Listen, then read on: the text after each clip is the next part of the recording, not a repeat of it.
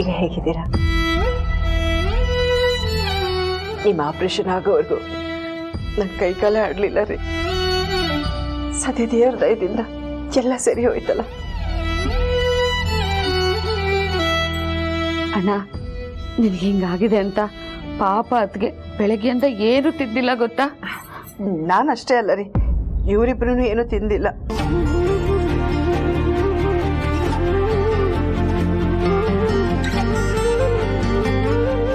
ರೀ, ಯಾರು ಹುಡುಕ್ತಿದ್ದೀರಾ? ನರಸಿಂಹ. ಅವನ ಹೆಸರು ಎತ್ತಬೇಡಿ. ಇಷ್ಟೆಲ್ಲ ಆಗಿರೋದು ಅವನಿಂದಾನೆ. ಅದಕ್ಕೆ ಅವನನ್ನ ನಿಮ್ಮ ಹತ್ರ ಬರಬಾರ್ದು ಅಂತ ಹೇಳಿದ್ದೀನಿ.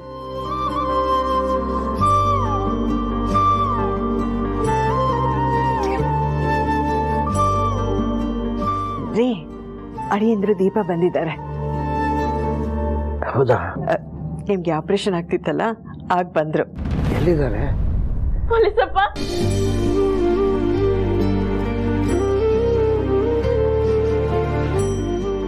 ಯಾಕೆ ಮಗ ಹೇಳ್ತಾ ಇದೀಯಾ? ನಿಮ್ಮ ಅಪ್ಪಂಗೆ ಏನಾದ್ರು ಆದ್ರೆ ಅಂತಾನ? ಏನು ಭಯ ಪಟ್ಕೋಬೇಡ. ನಾನು ನೋಡು ಗುಂಡು ಕೆಲ್ತರ ಇದ್ದೀನಿ. ದೇವ್ರು ನಿನ್ಗೆ ಯಾಕೆ ಇಷ್ಟು ಕಷ್ಟ ಕೊಡ್ತಿದ್ದಾನೆ ಅಂತ ಗೊತ್ತಾಗ್ತಿಲ್ಲ.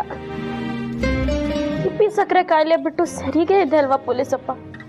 ಕಾಯಿಲೆ ಹೇಳಿ ಕೇಳಿ ಬರುತ್ತ ಮಗ. ಬರ್ಬೇಕಾದಾಗ ಬರುತ್ತೆ, ಅಲ್ಲಿ ಹೋಗುತ್ತೆ.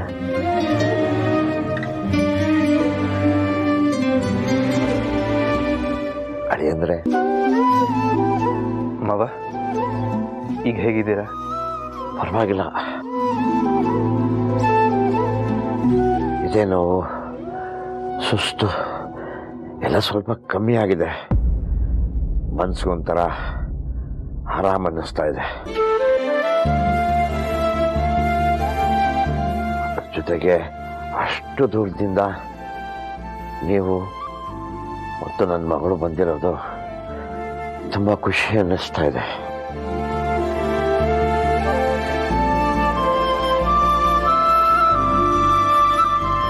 ಅಣ್ಣ, ಮಗಳು ಅಳಿಯ ಬಂದ್ರು ಅಂದ ತಕ್ಷಣ ತುಂಬಾ ಖುಷಿ ಪಡ್ಬೇಡ. ಈಗ ತಾನೇ ಹುಷಾರಾಗ್ತಿದ್ಯಾ. ಇನ್ನು ಮುಂದೆ ಯಾವುದಕ್ಕೂ ತಲೆ ಕೆಡಿಸ್ಕೋಬೇಡಿ ಮಾವ. ಟೆನ್ಷನ್ ಅಂತೂ ಮಾಡ್ಕೊಳ್ಳೇಬಾರ್ದು, ಆರಾಮಾಗಿರ್ಬೇಕು. ನನಗೆ ಯಾವ ಚಿಂತೆ ಅಳಿ ಅಂದರೆ, ಇಷ್ಟು ದಿನ ನನ್ನ ಮಗಳು ನಿಮ್ಮ ಮನೇಲಿ ಹೇಗಿರ್ತಾಳೋ ಅನ್ನೋ ಚಿಂತೆ ಇತ್ತು.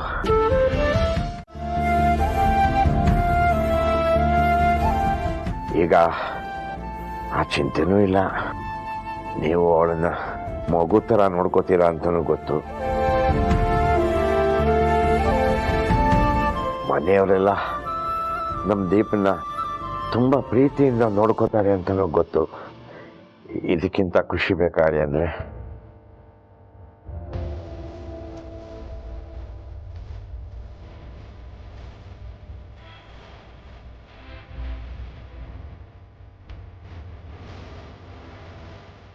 ಅಮ್ಮ, ಅಣ್ಣ ಇಲ್ಲಿ? ನಿಮ್ಮ ಅಣ್ಣನಿಂದಾನೆ ಇವತ್ತು ನಮ್ಮ ಅಣ್ಣನ್ಗೆ ಈ ಸ್ಥಿತಿ ಬಂದಿರೋದು. ಅದಕ್ಕೆ ಅವನನ್ನ ಇಲ್ಲಿ ಬರ್ಬೇಡ ಅಂತ ಹೇಳಿದ್ದಾರೆ. ಅದಕ್ಕೆ ಅವ್ನು ಬಂದಿಲ್ಲ. ಏನ್ ಹೇಳ್ತಿದ್ದೀರಾ ಅತ್ತೆ? ನನ್ನನ್ನೇನೆ ಕೇಳ್ತೀಯಾ?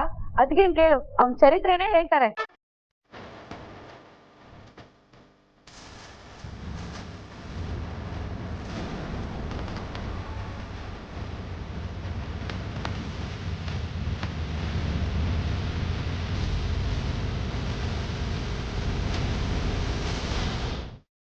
ಅಪ್ಪ ತಗೊಳ್ಳಿ. ಮೇಡಮ್,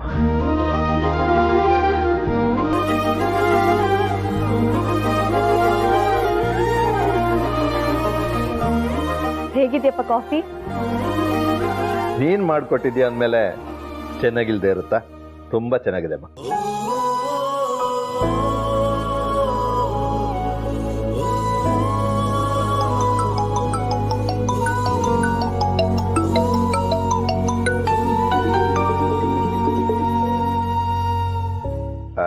ಹೇಳಪ್ಪ ಸುರೇಶ್, ಏನು ಭಾರಿ ಅಪರೂಪಕ್ಕೆ ನನ್ನನ್ನು ನೆನೆಸ್ಕೊಂಡು ಕಾಲ್ ಮಾಡಿದ್ಯಾ?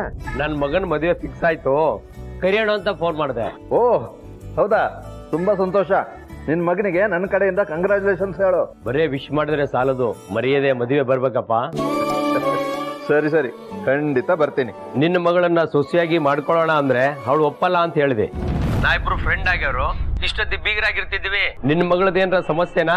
ಯಾಕಪ್ಪ ಇನ್ನೂ ಮದುವೆ ಆಗಿಲ್ಲ? ಹೋಗ್ಲಿ, ಮುಂದೆ ಮದುವೆ ಆಗ್ಕೊಳ್ಳೋ ಇಲ್ವಾ?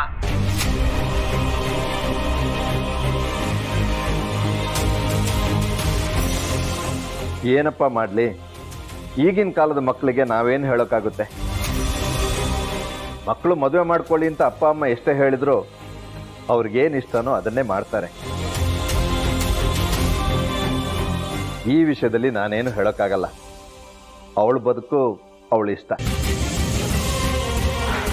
ಒಟ್ಟಿನಲ್ಲಿ ಮಕ್ಕಳು ಖುಷಿಯಾಗಿದ್ರೆ ನಮಗಷ್ಟೇ ಸಾಕು.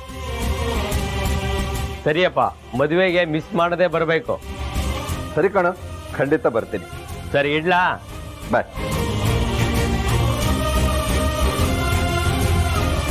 ಥ್ಯಾಂಕ್ಸ್ ಅಪ್ಪ, ನೀವು ನನ್ನನ್ನು ಇಷ್ಟೊಂದು ಚೆನ್ನಾಗಿ ಅರ್ಥ ಮಾಡ್ಕೊಂಡಿದ್ದೀರಲ್ಲ.